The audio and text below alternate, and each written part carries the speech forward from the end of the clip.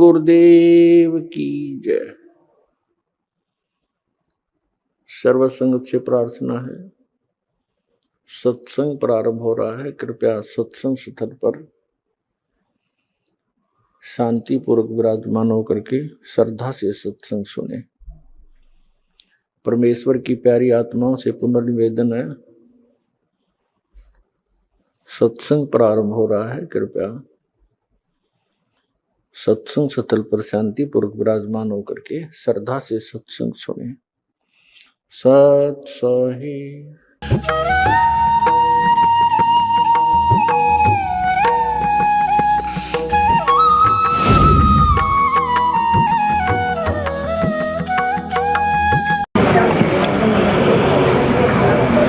अभी आप सुन रहे थे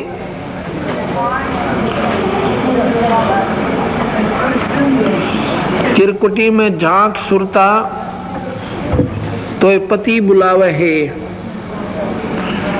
इस मोह ममता के जाल में तने काल फसावे।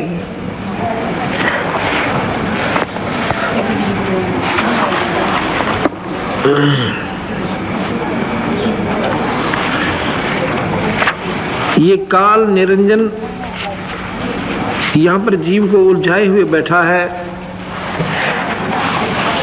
ऐसे 5 विकार हमारे दुश्मन हमारे साथ चिपका दिए इसने।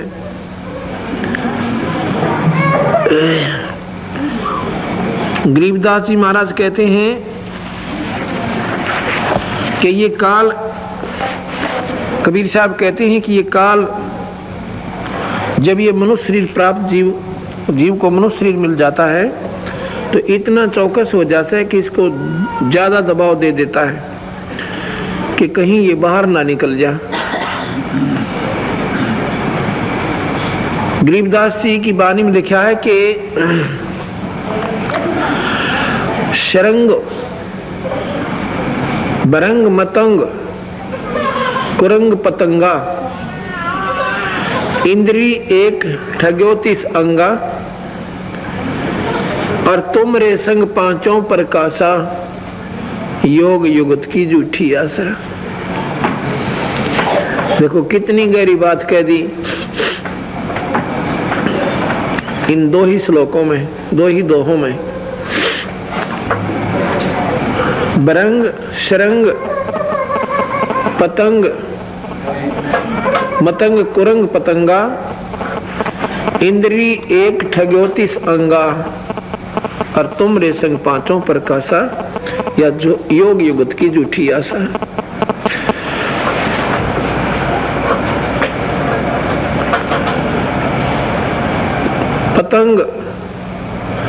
पतंग जैसे ये मच्छर होते हैं, एक पतंगे होते हैं छोटी छोटी पंखों वाले, और रात्रि के समय जब दीपक जगता है उस दीपक की रोशनी पर इतने आसक्त हो जाते हैं और उसके ऊपर जाके मर जाते हैं, उल्टे नहीं हटते। ये 5 विकार हैं। सप्रस रूप रस, सप्रस रूप रस गंध,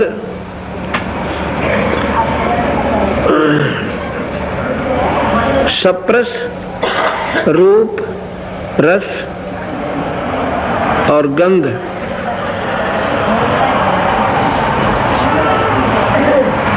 एक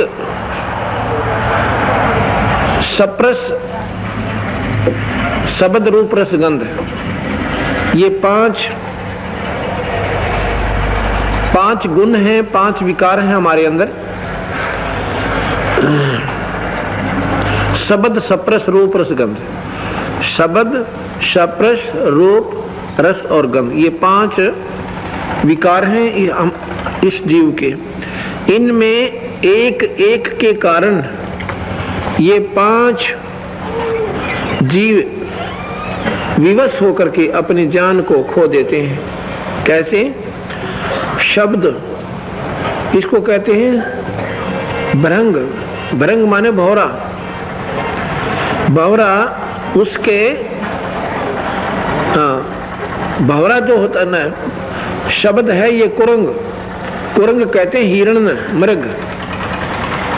मृग को पकड़ने वाले, हिरण को पकड़ने वाले शिकारी क्या करते हैं, एक इसी गजब की सारंगी सी बजाया करें और इतना जोर की ताल ला देंगे कि वो मृग जिसके कान में वह पड़गी अपने आप विवश होकर और उसी शिकारी के गोड्डा में जाकर सिर दर देता थे, वो काटो से मारो। उसके वो कान का रस था, विषय था, शब्द कान का विषय है।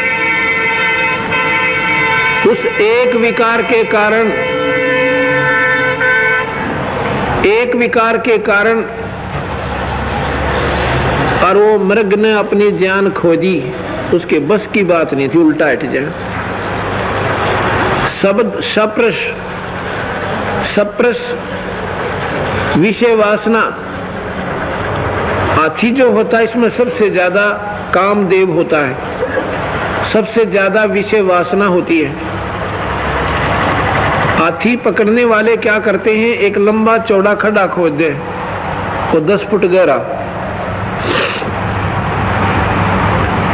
और उसके ऊपर ऐसी पतली पतले डंडे से धरकर उसमें ऐसा घेर दे, दोनों माटी सी ऐसा घास सा रख देंगे ताजा, नो का नो बेरा भी ना पट्टा है कि यहाँ पर कोई खड्डा है, और या वैसा ही धरती है जैसी पक्की होती है।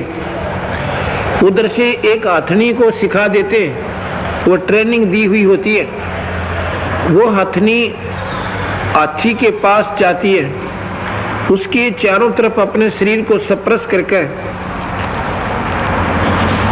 और वहां से चल पड़ती है। जैसे भैंस या गाय नए दूध होती है तो वो मादा पशु गेल, वो नर पशु गेल भाग लेता है, ऐसे वो हथनी उसको सप्रस करके चल पड़ती है, वो पीछे भाग लेता हाथी।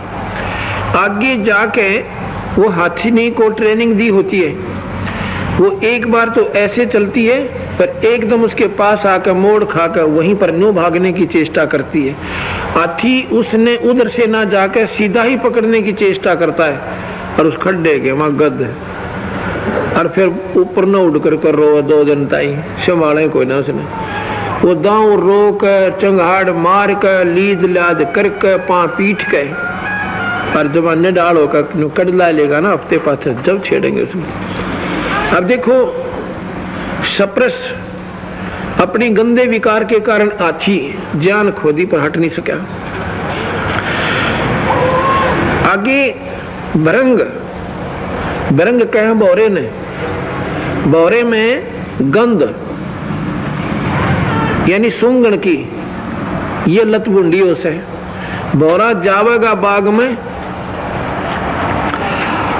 बोरा एक काला सा उसे बूंद सा और भू भू करता मेरे अग्रणी सा मोटे पाखड़ ऐसा मोटा, उसको भौरा कहते हैं, उसको भरंग कहते हैं। और वो बगीचे में जाकर बढ़िया महक वाले फूल पर बैठ के और जब उसका शाम के समय सूत बैठ जा तो कई बार वो फूल बंद हो जाता है और तड़के बच्चों मरिया पा उठे कोई नहीं, उस पर हटाया नहीं जाता, वो फूल बंद हो जाती और वो फिर तड़के उसकी टिकट कटी पावे, तो वो सांस के उस सुगंध के गंध के कारण विवश हो गया। फिर शब्द सप्रस, अब रूप, रूप के ऊपर आपको बताया कि वो पतंगे मर जाएंगे पर हटा कोई ना। रस, जीभ का स्वाद, मछली जो होती है जिसको सरंग कहते हैं, मछली को सरंग कहा, इस मछली में जीभ का स्वाद बहुत गुंडा हो से। मछली पकड़ने वाला क्या करता है, एक मांस का टुकड़ा और ऐसे कुंडेदार कील में फंसा दिया कर, टांग दिया कर थोड़ा सा, ऐसा गुंडा सा होता उसका, और जाल डाल देता उस कुंडे को, डोरी तो बांध कर जल में, और मछली आती है, उसने फट मुंह मारे और उसने माड़ा सा तारल तो झटका दे दे, उसके हलक में फंस जाओ, उसके मुंह में फंस जा और बार मारा पटक कर। एक जीव के स्वाद के कारण उस मछली ने अपनी जान खो दी। अब देखो बंदी छोड़ कितनी गहराई में ले जाते हैं, तो ऋषि लोग डींग मारे से भाई मन न काबू कर ले, इंद्रियों पर काबू कर ले। बंदी छोड़ के हैं ये सिर्फ कहन सुन की करते बाता, हमने कोई ना देखा अमृत खाता। उसमें क्या हुआ? अब कहते हैं शब्द सप्रस रूप रसगंध। शब्द हिरण कुरंग, शब्द सप्रस मतंग, रूप पतंग, भरंग और सरंगा, सरंग और भरंगा, इंद्री एक अठग्योते संगा। ये 5 कर्म ज्ञान इंद्रियां होती हैं, आंख कान नाक जीभ, ये लिंग, ये 5 कर्म ज्ञान इंद्रियां होती हैं। ये त्वचा, त्वचा जो है ये ज्ञान इंद्रिय है, ये महसूस होता है कि हाथ लग रहा है, आंखें देख रही हैं, जीभ आनंद ले रही है, जीभ स्वाद लेती है जैसे खट्टा मीठे का। बंदी छोड़ के तुम रे संग पांचों प्रकाशा, योग युगत की झूठी आशा। और तुम्हारे ऊपर ये पांचों का कहर, तुम्हारे ऊपर काल न पांचों ला रखे। कान के हम आदि बढ़िया गाने सुनन के हैं, और रूप के हम आसक्त हो जाते हैं, बढ़िया आनंद महकदार चीज, अच्छा बढ़िया तेल लाओगे नो शर्म दूर तक महक जाओ है। और विषय विकार गरीब कबीर साहब कहते हैं, कबीर कुत्ता रुत पे,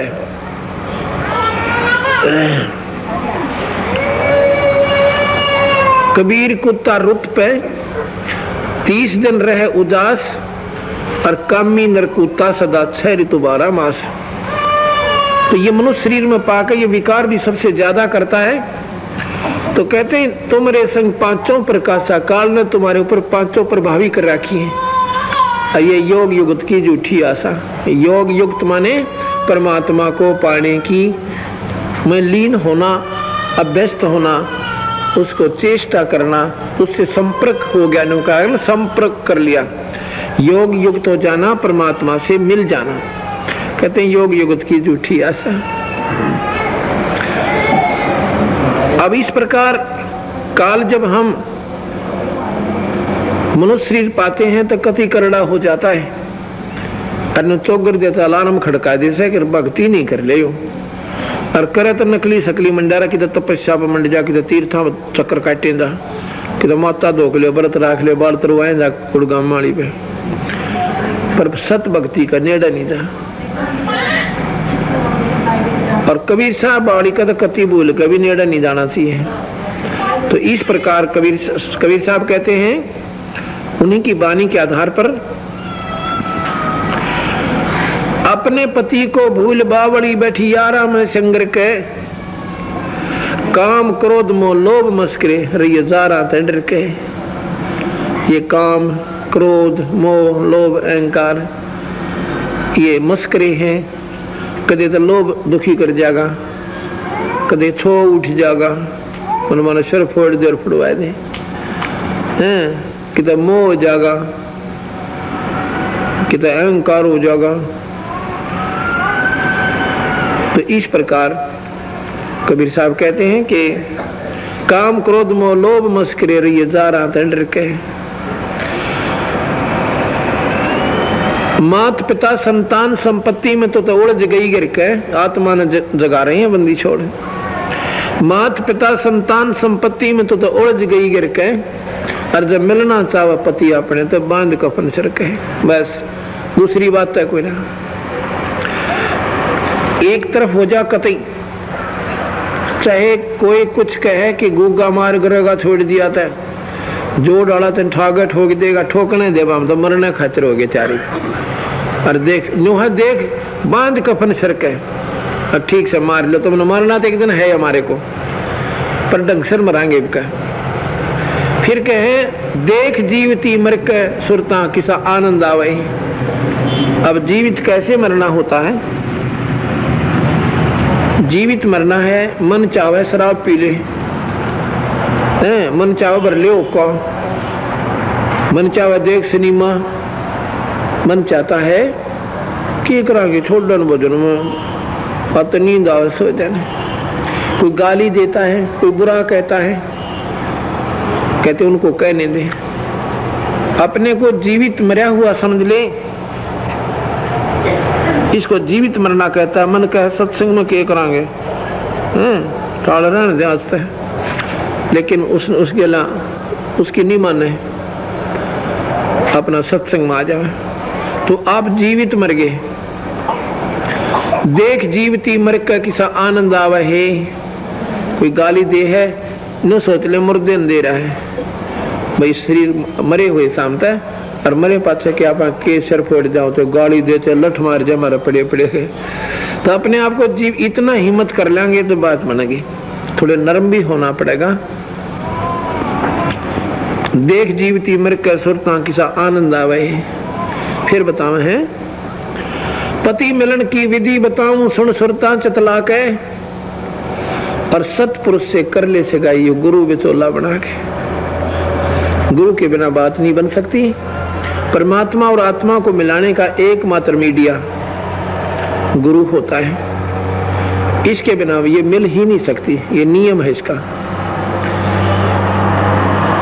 तो कहते हैं इस आत्मा से, कहते हैं सतपुरुष को मिलने का तुझे तरीका बताता हूं। सुन सुरता यानी आत्मा चतला के सुन ले,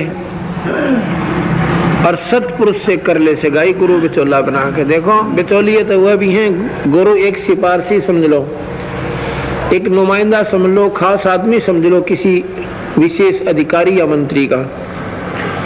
अब जैसे थानेदार का जो सिपारसी है वो थानेता ही का लाभ दिवा सके, दूसरा नहीं। और जो एसपी का जानकार है वो एसपी तक का लाभ आपकी जायज मदद करवा देगा। मुख्यमंत्री और मुख्यमंत्री से जिसका मेल है वो फिर और ज्यादा घना लाभ आपको दिला सकता है, वो नुमाइंदा यानी वो सिपारसी। गुरु को थोड़ी देर सिपारसी मान लीजिए। सिपारसी नकली भी होते हैं, सिपारसी असली भी होते हैं। नकली ज्यादा होते हैं, असली टटोएत पाया करें। तो इसी प्रकार गुरु नकली भी गणे पाओगे और असली थोड़े होया करें, बहुत मुश्किल से किता किता। और लग गया करे सारे एक से ढीले कुड़ते वाले, सारे एक से दिखा करें, बात देश तक नहीं बना कर जो नकली हो से न वह ज्यादा प्रूफ दिया न। देख फोटो उतर रहा मेरा उसके लाते वो सूखा सूत बैठ रहा हूँ। तो ऐसे प्रधानमंत्री का जो सिपारसी हो जाएगा वो फिर ढूंढा ठा देगा, सारे काम बन जाएंगे।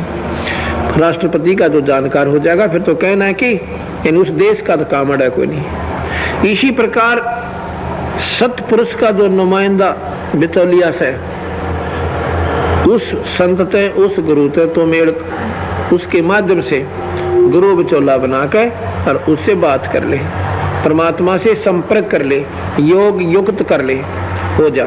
योग युक्त होना, उससे सगाई कर लेना, उससे मेल कर लेना, उससे रिश्ता कर लेना, यानी उससे संपर्क हो जाना, योग युक्त कहलाता है।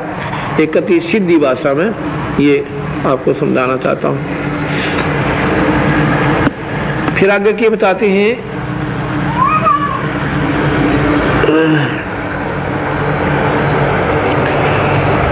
सतपुरुष से कर ले सगाई गुरु बिचौला बना के,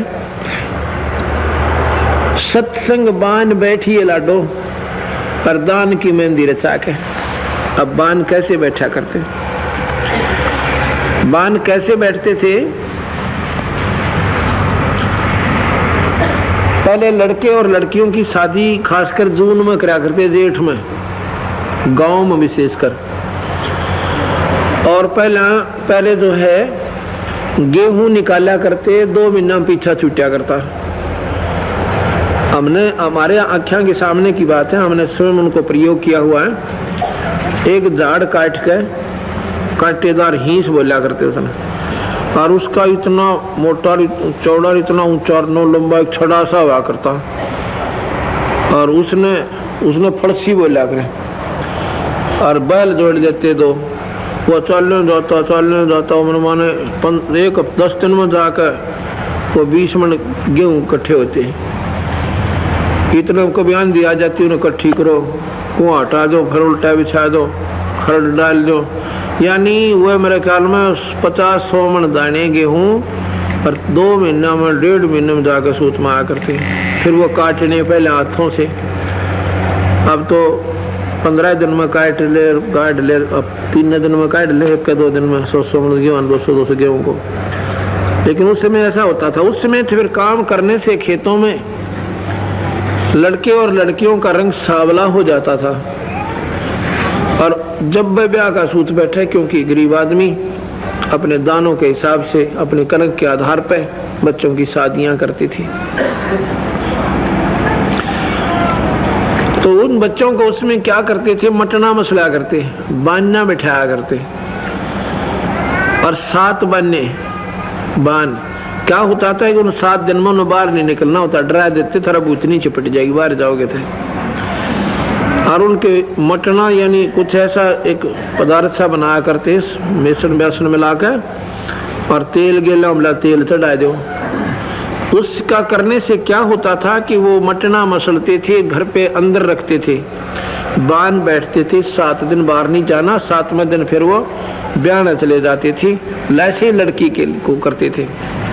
तो क्या होता है, उससे एक तो छाया में रहने से शरीर का सांवलापन कम हो जाता है, और फिर वो रोजाना तेल त्याल लाकर, जैसा भी उसमें साबुन सुबन तो थे को ना, तो वो एक मैल काट सा हुआ करता, जिसने मटड़ा खाया करते, सारे शरीर पर लीप दे उसका, और फिर नहाते गर्म पानी से, तो वो निखर जाता है, उसका मैल कट जाता है,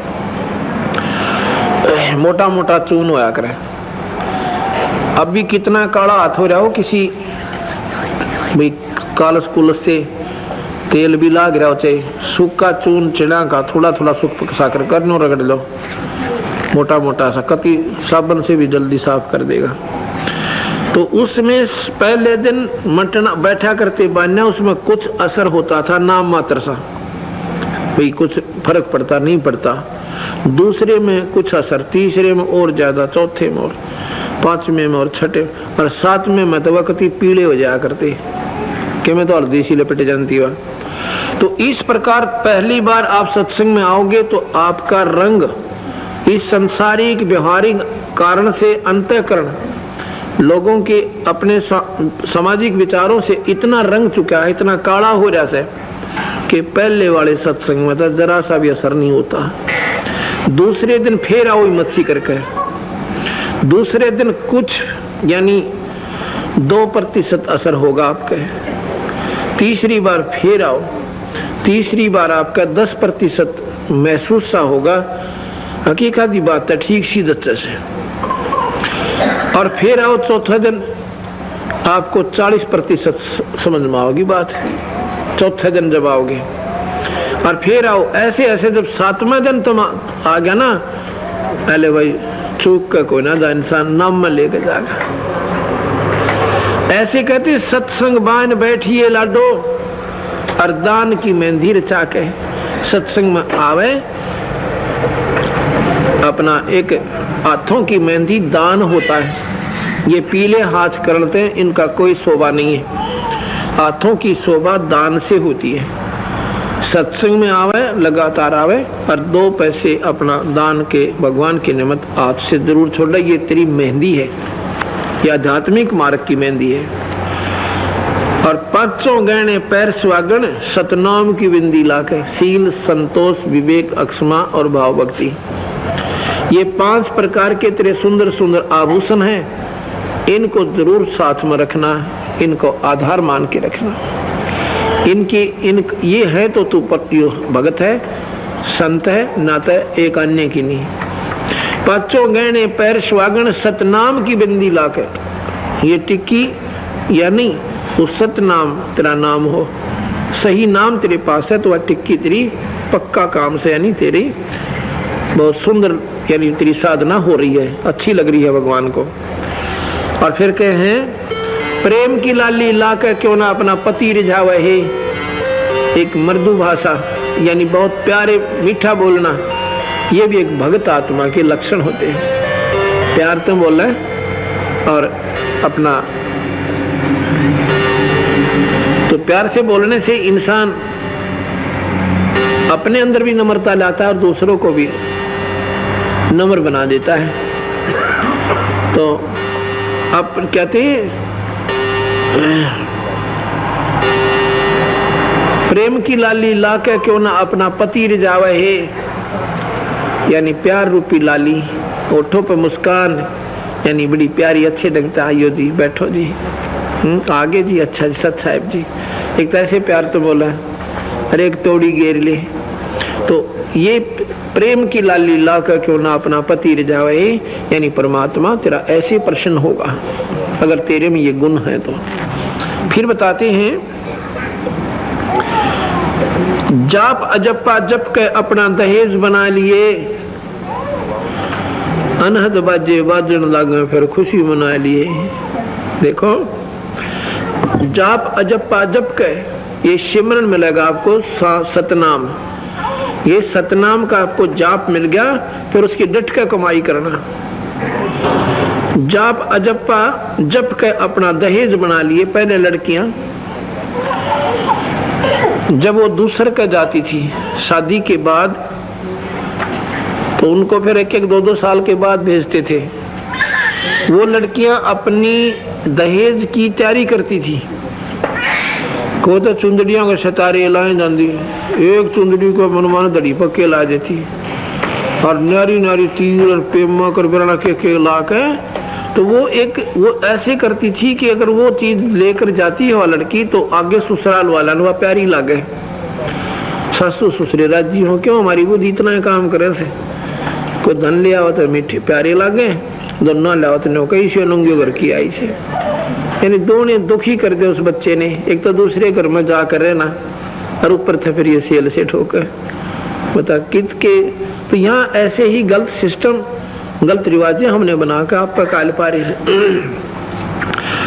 तो जितना अच्छा दहेज लड़की ले जाती है वह खुश होकर जाती है, अन्यों का सोच कर जाकर अकमन टोक के कोई ना कि मेरी पूरी वहां पर आदर हो जाएगा। और फिर लगते दिखा करते नो एक हफ्ते तक घाटा जुड़े जाता, और कितना अच्छा कपड़े दे ले, वो 20 डाल की आंवलों का है, ये तो कुछ भी ना ले के दे रखे, तो उसका बेचारी का दिल तोड़ दे, दूना दुखी करे। तो यहाँ कहते हैं कि प्रेम की लाल जाप अजप्पा जप के अपना दहेज बना लिए। जितना ज्यादा आपके पास दहेज यानी ये नाम का कमाई होगी, उतनी भगवान ने प्यारी लगेगी। अन्यों का फिर अनहद बाजा बाजन लागे, फिर खुशी मना लिए। अब जैसे लड़की की शादी होती है ना, लड़की की शादी, अन्यों के आकरे बरात आ गई, वो लड़की ने बालक जरूर चढ़ाना आकरे, खास कर वह बैठी होगी ना किसी कमरे में, छोटे छोटे बालक जो के त्रिप दुनियत आ गई, और वह धमकाए जाएगी, उन्हें जान दे रहा हूँ, वह झूठ बोकाए जाएंगे, तो उसकी वह दचे कोई ना, फिर आ भी जाइयो चाहे नौके, फिर वो बाजेगा ना, नजदीक से आ लेंगे, जब उसके जचेगी साचे आएगी की तरह। तो यहाँ बंदी छोड़ कहते हैं, जाप अजप्पा जप के अपना दहेज बना लिए, अनहद बाजा बाजन लागे, तब खुशी मना लिए। अकी बात लवा लाएगी। अनहद बाजा कैसे बजेगा? जैसे आपको बता कि कानों को ऐसे बंद कीजिए, आंखें बंद कीजिए,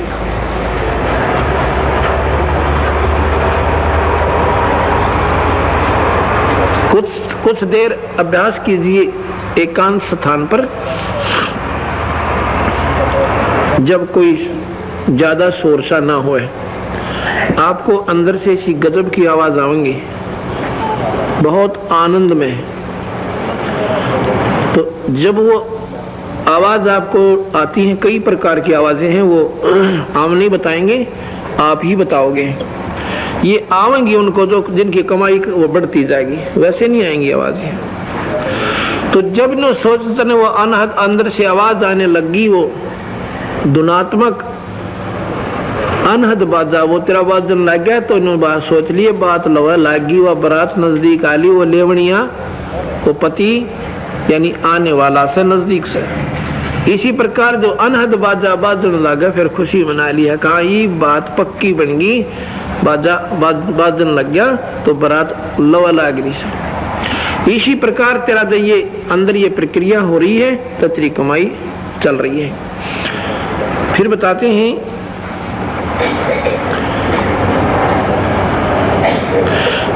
आवे बिरहा कबीर लेवल ने खुश होकर चालिए। बिरहा मतलब एक विशेष लगाव बनता है मालिक में। देखो बिरह का मतलब है उसमें वियोग हो जाना, उसके लिए तड़प उत्पन्न होना। बिरहा कई प्रकार का से, मान ले आप किसी देव की साधना कर रहे हो तो उसमें भी अंत में बिरह बन जाएगा, उसमें सच्चा लगाव बन जाएगा, तो वो लगाव आपको नरक में ले जाएगा। एक बिरह बन गया अपने बच्चों में, एक बिरह बन गया अपनी कार कोठियों में, आंखों में, और एक बिरह बन जा अपने प्यारे व्यक्ति में। वो विदेश था, जब भी आपकी आंखों में पानी पड़ने लग जाएगा, वो भी बिरह, पर वो बिरह नकली है, वो आपको दुखी करेगा, नरक में ले जाएगा। एक बिरह कबीर साहब के प्रति आपका होगा, और जब आपकी आंखों में प्यार की झड़ लगेंगी और आपके आंसू बहन लग जाएंगे। बड़ी बड़ी बातों में भगवान की चर्चा होती है कबीर साहब के। तो कहते हैं आवे बिरहा कबीर लेवण में खुश हो के चालिए, और प्रेम की बारिश होने लगे फिर मलमल ना लिए। वो कबीर साहब के प्रति आपकी आत्मा फूट फूट कर रोने लगेगी। कुछ समय माड़ी सी बात करते हैं, गुरुदिया का जिक्र हो जाओ, चौबंदी छोड़ का थोड़ा सा करते ही आप पानी भरा उसे नो कह प्रेम की बारिश होने लगे फिर मलमल ना लिए, और सार शब्द का सुरमा गा लिए जो पति न भावे। अब देखो हर चीज की व्याख्या की जा रही है। सुरमा काजल होता है जो आंखों में डालते हैं,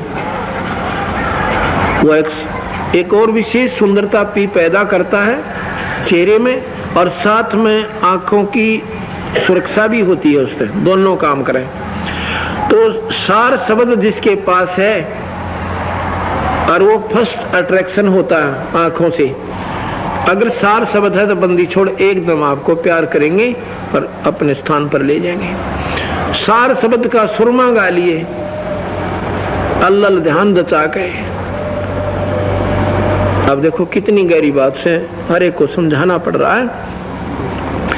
सतनाम की दबंदी, उसका तो बनेगा दहेज, और सार नाम एक आपको विशेष आकर्षण देगा, विशेष आकर्षण देगा सुरमा। तो वो सत सार नाम एकदम, जिसने ऐसा सार नाम जिस परमात्मा स्वयं पसंद करेगा उसको अब पे पकड़ देगा और अपने स्थान पर ले जाएगा। सार नाम जिस आत्मा के पास होगा वो सुरमे का काम करे। फिर कहें सार शब्द का सुरमा गा लिए, अल्लाह ध्यान दचा के।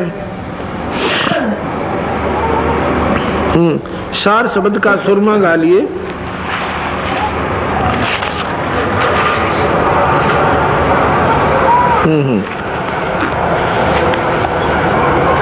सार शब्द का सुरमा गा लिए।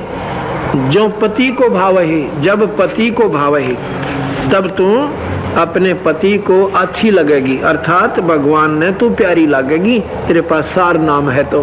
नहीं तो रिजेक्ट कर देगा कबीर साहब के मारे काम की कोई ना, तो काल तक का ही जाप किया आपने। ठीक है फिर कभी देखेंगे। तो ऐसे कहते हैं जो पति ने भाव है मोह ममता के जाल में तने काल फंसावे। फिर क्या है, आदि इन्हीं की मांग भरा ले चलिए नाड़ झुका के। ये मांग जो भरते हैं ये यूं सोच लो, आप में नम्रता होनी चाहिए तो आपकी मांग सही है। आदि इन्हीं की मांग भरा ले चलिए नाड़ झुका के, यानी किसी के ला सर नहीं फड़वावे, लड़ा नहीं, बुरा नहीं बोले।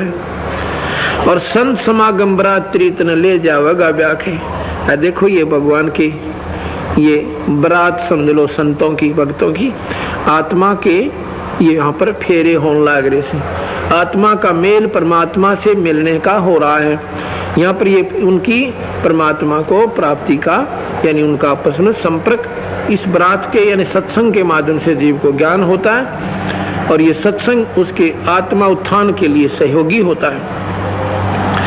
संत समागम बरात त्रीतन ले जावेगा ब्याके, और सुरत नृत्य डोली तेरी बैठ सुन सुखुर में जाके। आत्मा की डोली है सुरत और नृत्य के साथ बीच में समावेश होकर ये आत्मा चलती है। और बैठ सुन शिखर में जाकर, रास्ते में ना डटिए, सुन शिखर में, उस सतलोक में, सबसे चोटी में, सबसे ऊपर जो लोक है वो सतलोक है। बैठ सुन शिखर में जाकर, अन्यों मकर तार का खेल खांगना अल्लल ध्यान दचा के। अब देखियो कितनी गहरी बात कहती है। आप सिमरन करते रहिए, आप कभी स्वाभाविक आंखें बंद भी कर लोगे, आपको ऊपर से उस ईश्वर की तरफ से एक मकड़ी के साथ तार होगा और वो उस तार के सारे ये आत्मा चलेगी। उस मकर तार, मकड़ी के साथ तार होता है, मकर तार का खेल कांगड़ा, उसने मन्ना छोड़ दिए, ले साड़ा फैट जाएगा। कांगड़ा खेला करना, अले कांगड़ा खुला नहीं दे तो इसी प्रकार अपना होगा उसका कति गड़ जाइए, जब टूट गया ना चाड़ा फैट जाएगा उतार। मकर तार का खेल कांगड़ा अल्लल ध्यान दचा के, ध्यान तो सुनना, ये नहीं ना सोचिए कि मैं वो छुट्टी रागनी गान लाग रहा सुनी। ये आत्मा से संबंधित है ये सारी कहानी, और यही हमारे इस सत्संग का माध्यम बनेगी। या खांड में दवाई कड़वी डाली जा रही है, इस खांड में इसने राज्यों के सुन लेगा मन बड़ा पापी से हो, या खांड में और यू कैप्सूल दे रहा हूं मैं आपको। क्या बताया? अल्लल ध्यान दचा के, मकर तार का खेल कांगना अल्लल ध्यान दचा के, उस तार के न्यू चपट जाइए और न्यू कति डटी ना डटिए, ऊपर न चल पड़ना। कैसे? एक अनल पक्षी होता, अल्लल पक्षी। अल्लल पक्षी क्या होता है कि वो आकाश में रहता है, उसका आकार जहाज बराबर हो से, इतने लंबे लंबे पर पंख, मनमाना को 20-20 फुट के लंबे, 30-30 फुट के, और नो लो कैसे उसके पंजे, लो कैसे उसकी पर, और काफी अच्छी, जितना भी घना लंबा तगड़ा शरीर होता है उसका। और उसके 4 पैर होते हैं, 4 पंजे होते हैं, पैर 4 होते हैं, और चोंच भी इसी कसूती हो है नो, चमटा भी इसी बूंदी संडासी की तरह नो, इतनी लंबी, मतलब इतनी लंबी लंबी चोंच उसकी, और नो इसी कसूती नो गाइड देते नो। अगर पशु में नो गाइड देना चोंच, पशु तड़प कर मर जा, हाथी भी उस चोंच मत निकल नहीं सकता उस अल्लल पक्षी की मत। वो बहुत ऊंचाई पर रहता है, वायु की अंतिम, जहां पर वायु खत्म होती है ऊपर, ये 3-4 किलोमीटर जाकर 5-6 किलोमीटर वायु नहीं है ऊपर, उसके ऊपरले छोर पर रहता है। वो कुछ ही क्षेत्र है जहां पर वो रहता है, विशेषकर केले के बनों के ऊपर के वो रहता है। वहां से अंडे दे देती है मादा अल्लल, अंडे को छोड़ दे भगवान के भरोसे हवा में, वो अंडा ऐसा मोटा उसे फुटबॉल तो ही बड़ा, और हवा से गिरता हुआ में आता हुआ उसकी घर्षण से पक जाता है। और केड़ा का बन, केड़े बहुत लंबे लंबे होते हैं, फंसी रहा आकर आपस में केड़ा के बन, उनके ऊपर आकर वो गिरता, तो केड़े को तोड़ता हुआ फिर जमीन पर जाकर, क्यों स्पीड ज्यादा होती है, पर उनके बीच में उस फूस पर गिरने से तो उसको इतना जोर से नहीं गिरता कि मर जावा पड़ते, इतना दिमाग देसी गिरा सब पड़ते, फूट जरूर जाओ, और फूटते उसमें तय बड़ी चील जितना बालक उसका चीकला हो से। और फिर वो क्या चीकला क्या करता वो पक्षी, वहाँ 1-2 साल ऐसे उन पक्षियों में उड़ता है, भागता है, खाता है, पीता है, उनमें मिला रहता है। और जब जवान हो जाए ना, उड़ कर देखा करो का कितनी दूर तक जा सकता हूँ, और चलती है ना चप देसी ऊपर न ओले से, और ऊपर न चला जब फिर बोर्ड के नीचे नो देखता है कोई ना, क्योंकि उसको पूर्ण विश्वास हो से मेरे पिता माता ऊपर है, ये हमारा घर नहीं है, यह हमारे साथी नहीं, इनका हमारा मेल ही नहीं है। और 100 का 100 विश्वास दृढ़ होता है कि मेरे माता पिता ऊपर है, मेरा घर ऊपर है, यहाँ हमारा कोई नहीं है। तो मकर तार का खेल कांगना अल्लल ध्यान दचा के, अल्लल पक्षी जब चलता है नीचे न सोचता भी कोई ना, कदे मेरा कैमरा रह गया हुआ है, नो कह नहीं मेरा तो सब कुछ ऊपर ही है, तो इसी स्पीड से जाता है और अपने ठिकाना पहुंच जाता है। मकर तार का खेल कांगना अल्लल ध्यान दचा के, और बैठ विश्वास शब्द सेज बिछा के जो शब्द छह लावे। अब कहते हैं जैसे पत्नी पति का इंतजार करती है, ऐसे ही तूने कुछ धीरज रखना पड़ेगा उस शब्द के प्रगट होने तक। न्यों नहीं कि आज ही नाम लिया है और कल ही तुझे वो अनहद प्रगट हो जाएंगे। नुके बैठ विश्वास पक्का दृढ़ निश्चय सोच ले, पूरा विश्वास सोच ले, डगमग ना हो ये। और बैठ विश्वास सेज बिछा कर शब्द छह लावे। जब ये प्रक्रिया तेरी होगी, शादी भी होगी, सारे काम हो गए, तो वो शब्द छैल भी आओगा, अर्थात वो शब्द भी आपको जरूर प्रकट होगा, क्योंकि आपकी प्रक्रिया पूरी होने लग रही है। तो शांति रखना, इसमें डगमग ना होना। बैठ विश्वास सेज बिछा के वो शब्द, वो अनहद शब्द, अनहद बाजा वो छह लावे, यानी वो आपका प्रिय जिसके लिए तड़प रहे हैं उस शब्द रूपी परमात्मा, वो फिर न्यों में लगा भाई। वो शब्द स्वरूपी राम जिसको अकाल मूर्त के, वो ऐसे मिलेगा। सतनाम और सारनाम, सतनाम के करेगा वो की लाओगा सांस का सिमरन, और सारनाम फिर नलका बन जाएगा ऊपर, फिर उसमें तो शब्द यानी परमात्मा वो पानी डूंडा ठा देगा। और ये नहीं है तो झूठी बात है भाई, अपना कर्म बिगाड़ के जाओगे। सतलोक तो दूर रहा, नरक भी बहुत खोटे डंका में लगा गलत नाम के जपने वालों से। दिव्य दृष्टि से देख लिए तू अपने पति का सेरा, इन भजन की कृपा से आपकी एक सहज समाधि बन जाएगी। सहज समाधि होती है कि आप यहाँ बैठे हो और सतलोक को देख रहे हो। जैसे गरीबदास जी ये बानी लिखवा रहे थे, कह रहे थे ये बातें यहाँ की नहीं है, 80 अरब कोस समाध मार्ग से बातें कहूँ हूँ। लिखवान लाग रहे और बोलन लाग रहे और सब न देखन लाग रहे। ऊपर जहाँ वो समाधि गई हुई थी 80 अरब कोस, 80 अरब कोस की दूरी पे वहां जो वस्तु दिख रही थी, क्योंकि वो लिखवान लाग रहा हूँ, ये बात यहाँ की ना मानिए। तो वो सहज समाधि से लिखवा रहे थे।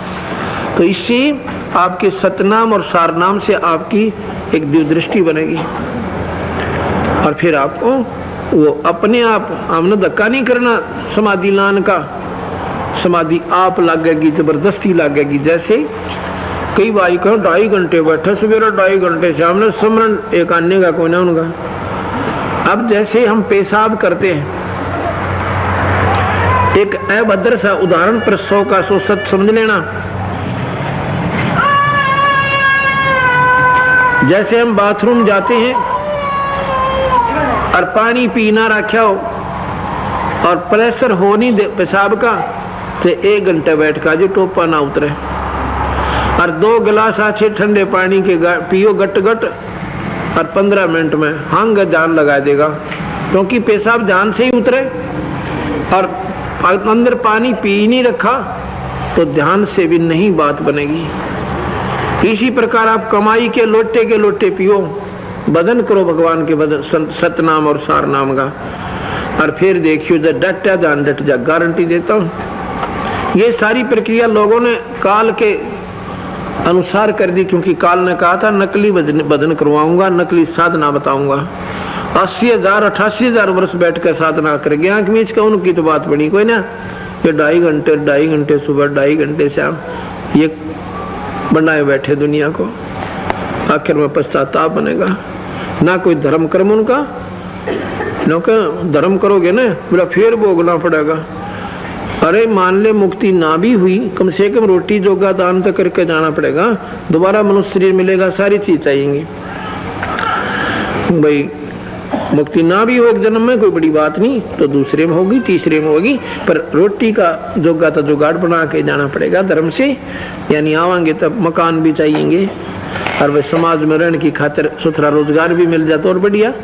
अब रोजगार है, जैसे आपके सामने भगत रविंद्र है, ये समागम जो करवा रहे हैं, अब इसको परमात्मा ने रोटियां की तो चिंता मिटाई रखी है, और देश का उद्धार करवा दिया, कितने पुण्य पर पैसा लाने लग रहा।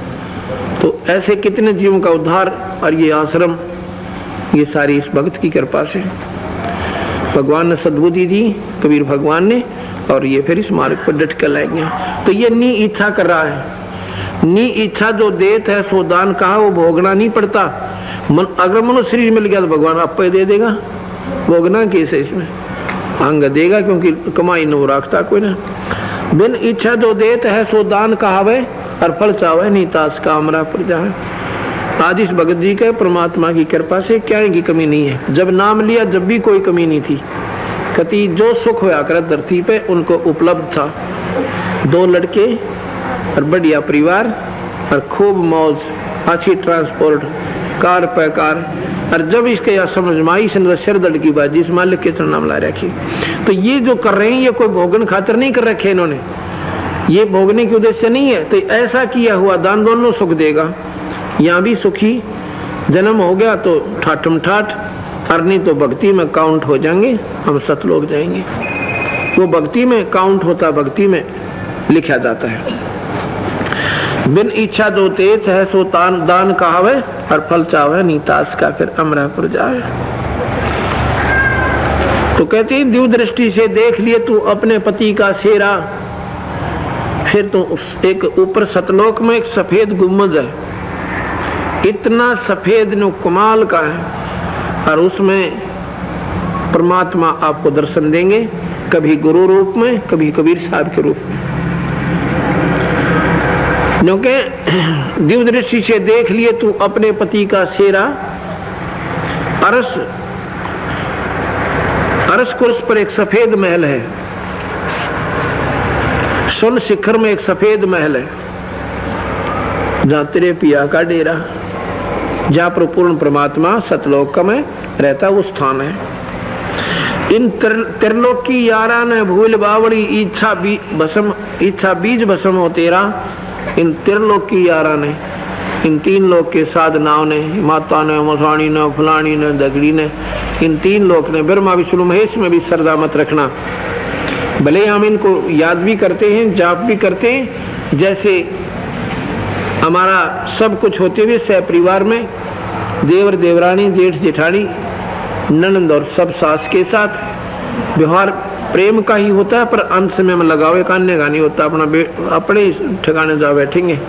ऐसे ही हमारा असली लगाव अपने पति यानी भगवान सतपुरुष कबीर साहब में है, और बाकी इन ब्रह्मा विष्णु महेश की जैसे हम आपको साधना देते, ये यहाँ पर हम इनके साथ हैं जब तक, इसलिए हम इनसे हमारा द्वेष नहीं है, और ना ही द्वेष तो हमने कीड़ी से भी नहीं करना।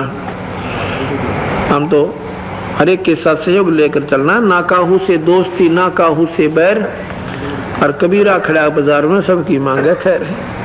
हमारा कोई दोस्त नहीं ना दुश्मन है, लेकिन एक ही दोस्त है हमारा सतपुरुष कबीर साहब, और उसमें हम जा करके अपना बेड़ा पार करवाएंगे।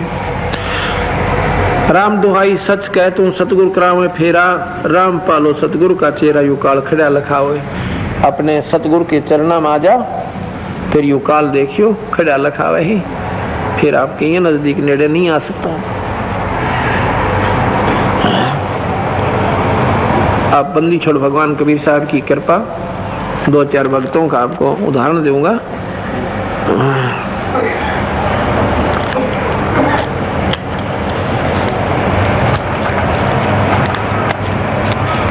क्योंकि कुछ ये फोटो हमने बनवा रखे, ये किताब भी बनवाएंगे इन्हीं की।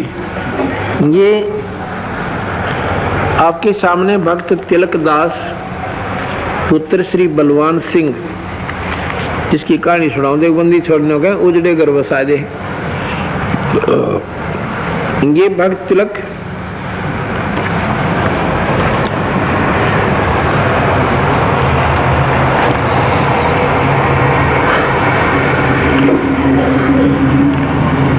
भक्त तिलक दास पुत्र श्री बलवान सिंह, जुलाना मंडी, और उसमें रेलवे स्टेशन के पास एक कॉलोनी है,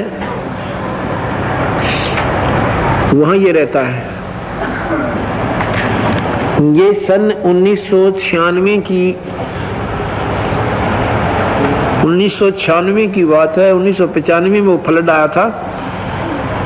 मार्च 1996 में इस भगत जी ने हमारे से उपदेश ले लिया। और इसके साथ में आपने देखी होगी, इनकी पत्नी है, इस लड़की का नाम है आशा। जब ये हमारी शरण में आया तो इनका मुकदमा चल रहा था ससुराल वालों के साथ, और यहाँ तक था कि गवाह गवाही तैयारी होने लग रही थी। और उस समय जब इसने नाम लिया, उनकी अंतिम तारीख थी और इनका जो गवाह था वो मुकर गया। ये मेरे पास खोरडा गांव में पहुंचा, खानपुर गोरडा के पास। एक मेदू भगत साहब करसोले का, ये ट्यूबवेल लाया करते दोनों, वो भी ये भी, इनके आपस में दोस्ती नहीं थी। तो ये मेदू हमारा पहले से सेवक था, करसोले का भगत। ये उसके पास गया, मेदू मैंने तो अच्छा नाम लिया भाई मेरा, तो क्योंकि हम नाम तो जब बैठे कि मैं थोड़ी बहुत 8-80 हुआ, ठीक ना होता तू ना काली मान जा। न्यू बोला भाई मेदू, मेरा तो काम कति उजड़ गया, मेरा तो घर उजड़ेगा के बात। चलो वो भी देखी जा भाई, टाल टूल हो जा, पर मैं तो अंदर होऊंगा ही, हम तो अंदर करेंगे सीधा जाती। अक्के बात होगी, मेदू बोला कि न्यूर न्यू बात बन गई, गोवा भी मुकर गया। और 4 दिन तारीख से हमने तो खूब हाथ भी जोड़ दिए, भाई तुम एट ए टाइम क्यों डोब दी मारी। तो बोला बस मैं थारा गन पाछे। तो मेदू ने बोला भाई चल महाराज जी के पास चलते हैं। वो खानपुर खोरडा पहुंचे जो लाने थे, उसमें सड़क सारी टूटी पड़ी थी, बेचारी ने दुखी सुखी होकर गए। तो ये दोनों वहां पहुंचे तो आंखों में पानी तलक गए।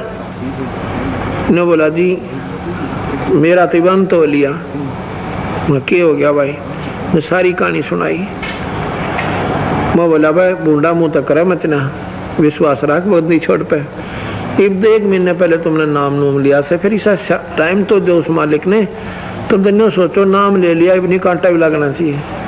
बोला जी आज तक तकी थी, गणी में मासुनी थी, अगबंदी छोड़ गना सुख दे जैसे, पर सुख की जगह मन तो दुख होता दिखे। हमारा तो गवाह भी मुकर गया। और चौथा दिन बताया कि तारीख से। मैं बोला भाई एक काम करिए,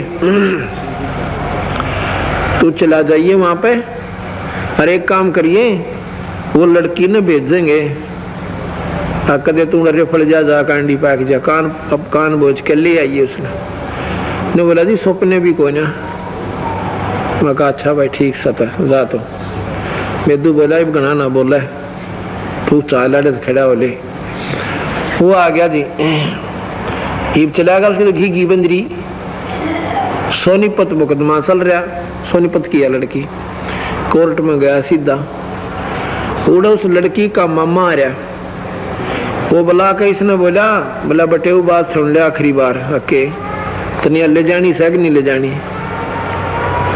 ने बोला जी मैं तो इतना शुक्र मनाए बंदी छोड़ा जी। आदमी बोले कि ऊपर कौन सा स्टेशन पकड़ गया, ये तो जो 16 पे माथा तो बोले ना करते। ने बोला जी मैं कद नाटू सो। बोला दब्बा गेल कर दी मेरा था।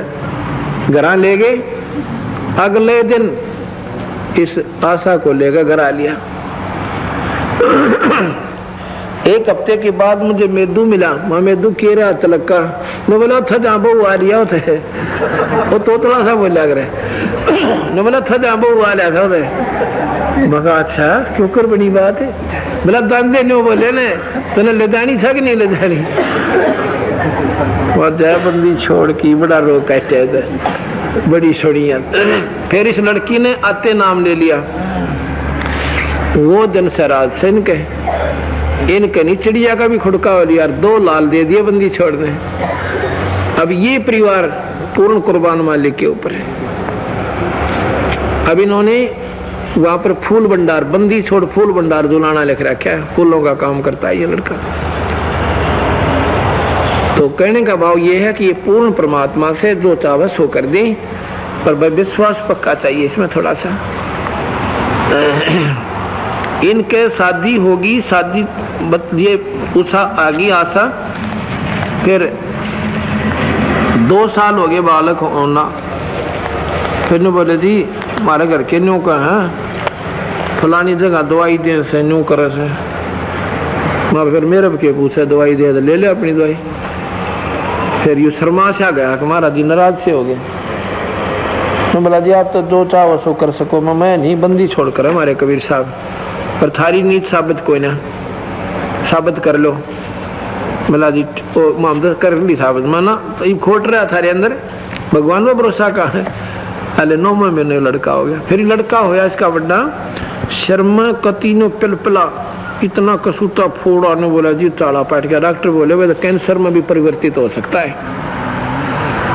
फिर आए भाई ने बोला जी के करा, मतलब खोटे कर्मा के गणेश है और दुखा का अंत नहीं आंदा।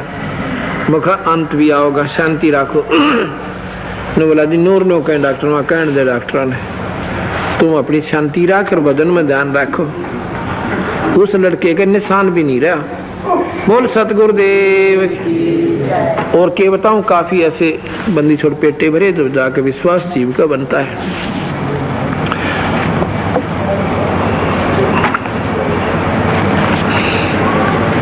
परमात्मा ये कबीर भगवान साहब ही मारा उजड़ान बसावस है और बांध न बेटा दे तो उसको भी भगवान कहा करें। और इसे को 10 प्रमाण 20 प्रमाण आपको बता दूं। करसोला के अंदर एक बहन, एक कृष्ण नाम का पुलिसिया है और उसके पिताजी के नाम है भाई करसोला वाले, डॉक्टर होगा कृष्ण वाला के नाम से है? उसके मैं लिख रखे वो पाए कौन ढूंढो था उसके ना वो कृष्ण जिसका छोरा 18 साल। दिलीप है कृष्ण दिलीप का, उनका दिलीप है।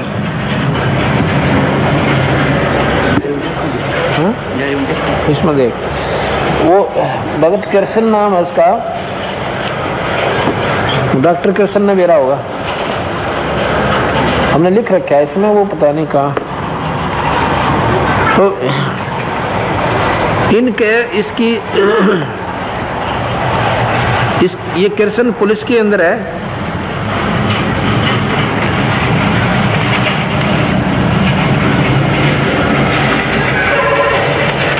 इसकी शादी को 18 वर्ष हो गए थे, 18 वर्ष हो गए थे, कोई बालक नहीं हुआ। हाँ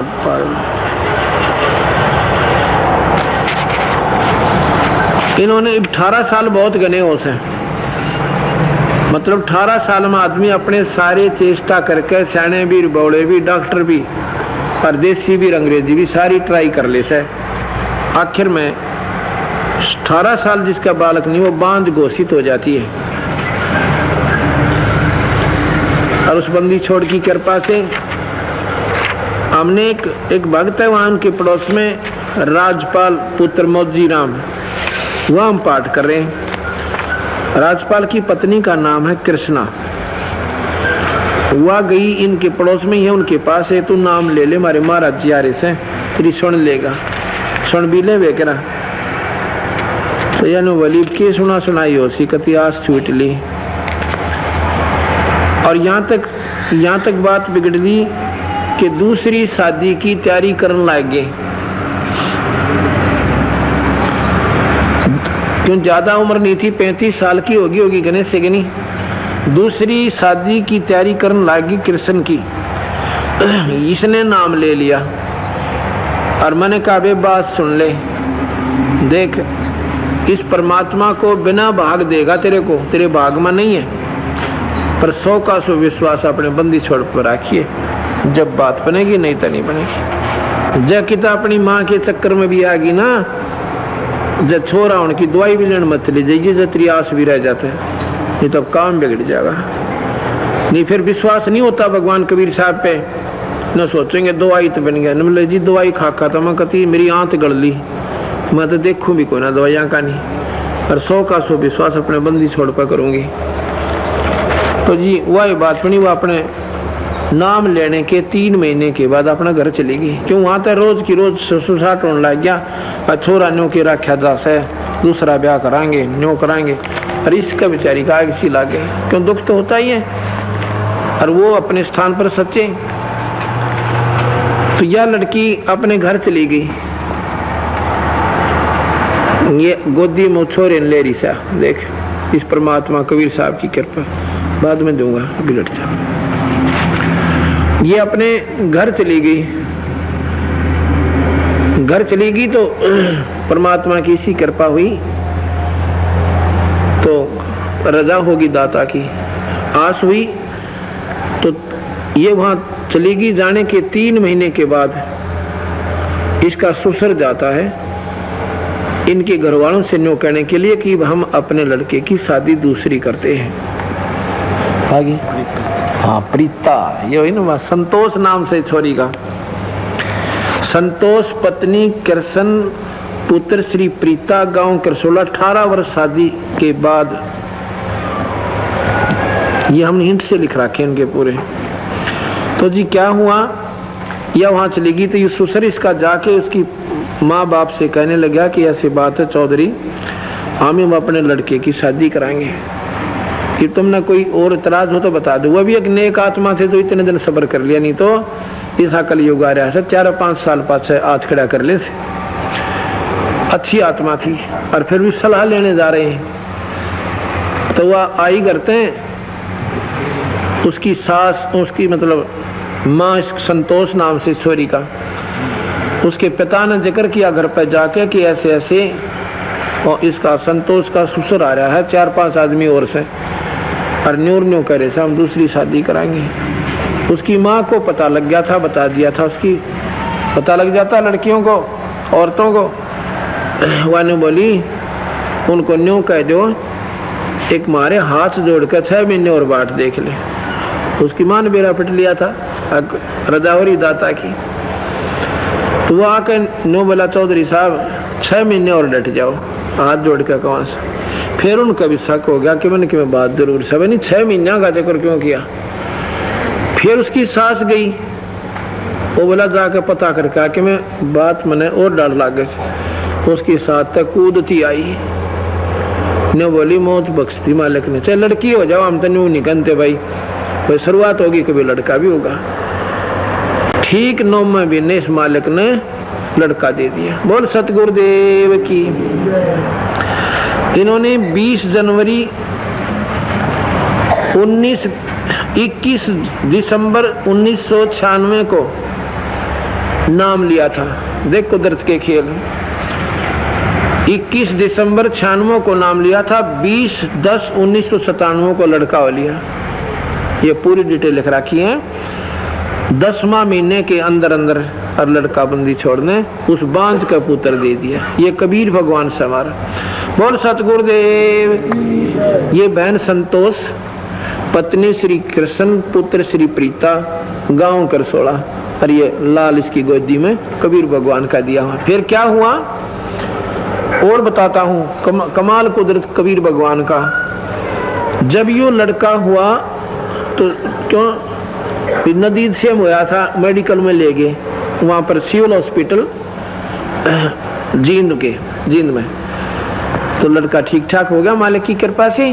तो इस पुलिस वाले ने बेरा पटा, कृष्ण जी ने, चंडीगढ़ पुलिस में लगा हुआ है यो तो जी, वहां से आंख काट उठा के छोरा हो गया, टेलीफोन कर दिया गया। तो पहले गया हॉस्पिटल में, इसकी माँ ने बोली रे बात सुन ले, यो इसके बंदी छोड़ का दिया हुआ लड़का है, जतन किते दारू दूरू ना प्या दिए किसी ताई ये छोरे के होने में अगना माँ क्या न प्याऊं था उड़े तक आ गया। अंते गाँव वाले चिपट गए, भाई तरफ इतने दिन में आस हुई सर न्यूज है दारू प्याओ, यही से अपने विचार रहे लोगों के। उसने शराब पिला दी। देख कमाल बंदी छोड़कर।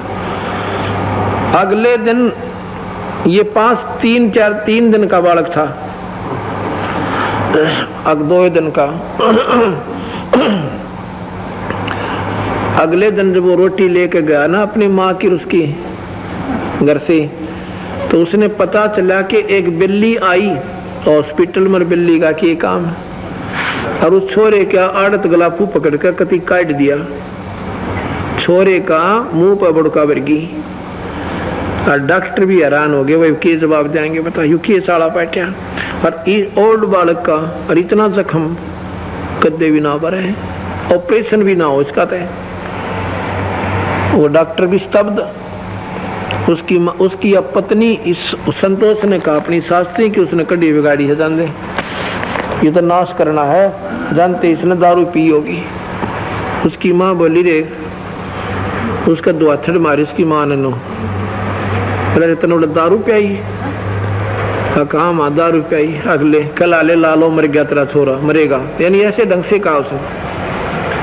वो भी हैरान हो गया, दोनों कान पकड़े और नाक रगड़े, मैं कदे भी नहीं पीऊंगा ना पियाऊंगा, ये भगवान क्यों करे बख्शते। तीसरे दिन उस लड़के का जैसे जख्म ईसा भर गया, दोनों ये बंदी छोड़ दे, हाथी का गाँव भरा करे।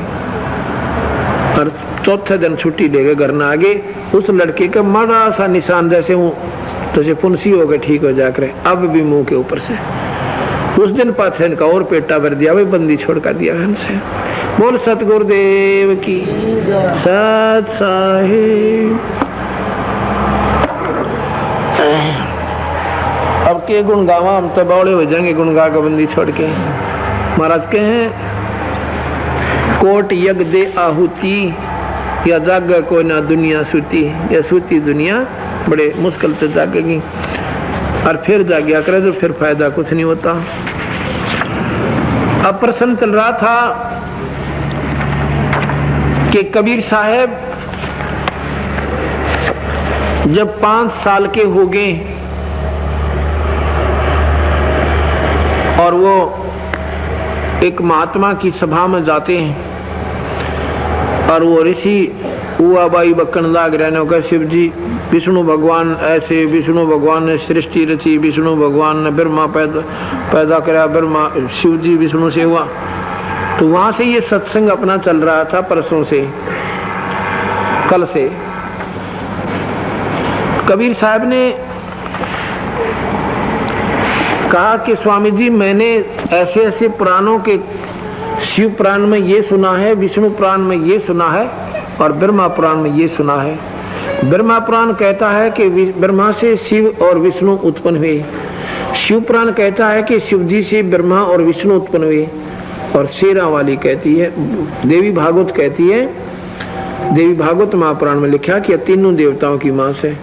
और गीता जी में देख लो आप, उसमें स्वयं निरंजन स्वीकार करता है कि प्रकृति मेरी पत्नी है और मैं इसका पति हूँ, और सब जीव हमारे ही बच्चे हैं, इसी से उत्पन्न हुए। अब आप विष्णु पुराण पर ही पूर्ण रूप से आधारित होकर के और ठोक ठोक कर प्रवचन कर रहे हो। अब ये बात हमारे समझ में नहीं आई। इस बात से वो महात्मा रामानंद का शिष्य यावासा हो जाता है, यानी बहुत ज्यादा शर्मिंदा हो जाता सभा के अंदर। और कबीर साहब ने ये सारी डिटेल जो मैंने आपको बता दी, या सारी सभा में सुना दी। उसके पास जवाब नहीं, क्योंकि उसने आज तक इतने दिन हो गए थे कि ये बात बताई नहीं, और एकदम सभा का आकर्षण कबीर साहब से हो गया कि बात तो ही नाली जची कुछ। तो वो क्या करने, उल्टा चोर कोतवाल ने डांटे, न्यू बोलिया क्यों कि तेरा गुरु कौन है, तो ऐसी ऊंची ऊंची बातें बता रहा है कि जो गुरु आपका वही मेरा है। इससे भाई और ज्यादा नाराज हो गया, देखो रे भैया ये झूठ बोलता। इस बात को सभासद भी, वो जितने सत्संगी थे भगतजन, वो भी जान गए भाई झूठ बोल रहा है ये तो बच्चा। रामानंद नीच जुलाए के बालक को दर्शन भी नहीं करे, यहाँ इसने गलती कर दी, यानी फिर वो काल की तरफ आकर्षित होगी एक पॉइंट पे। कहने लगा देखो भाई ये निरा झूठा, हमारे महाराज जी तो इसके दर्शन भी कोई ना करें, क्या जाती है तेरी, जुल्हा सूजी मत है। तेने देख लो भाई जुलाई के बच्चे को, तो कबीर और रामानंद जी दर्शन भी कोई ना करें, झूठ बोलता है और गुरुजियों को बताऊंगा तेरे डंडे लागेंगे। ने बोला बेशक बता दियो, और मैं उनका बच्चा हूँ, उनसे मैंने नाम ले रखा है। कबीर साहब ने क्या किया कि इस घटना से एक हफ्ता पहले एक 2.5 साल के बालक का रूप बनाकर पैड़ियां में लौट गए, जहाँ गंगा के घाट पर रामानंद जी स्नानार्थ जाया करते थे। स्नान करने के लिए सुबह सुबह अंधेरे में जाते थे। 104 साल के बूढ़े हो रहे थे, अर्थी अच्छा कड़कड़ेपन में सुबह सुबह नहाने के लिए जा रहे थे। 2.5 साल का बालक के रूप में बंदी छोड़ पैड़ियां में लौट गए। महाराज जी के अंधेरे में खड़ाऊ लगी, खड़ाऊ लगते जो कोई बालक रोया करे ना, अच्छी तरह जोर जोर की आवाज करके महाराज जी एकदम हड़बड़ा कर ऐसे जल्दी से नीचे को झुके और झुक के उस बालक को गोदी में उठा लिया। तो बोला बेटा राम राम बोले, मेरा पर धोखे में लग गया, मैंने दिखा कोई ना अंधेरे में, कुछ अंधेरा कुछ बूढ़ा शरीर भाई काट दिखे से। तो उनके गले की माला उनके गले में गल गई। कबीर साहब के गले में रामानंद की जो माला डाल रहे थे ना, वह कंठी बोल रहे, जो नाम दिया करें वो हर एक के पास होती है वैष्णो साधुआ का, उनकी एक पहचान सया बाकी उपदेशी है। अरशर पाद दिया बेटा राम राम बोले, राम चुप हो गया महाराज जी।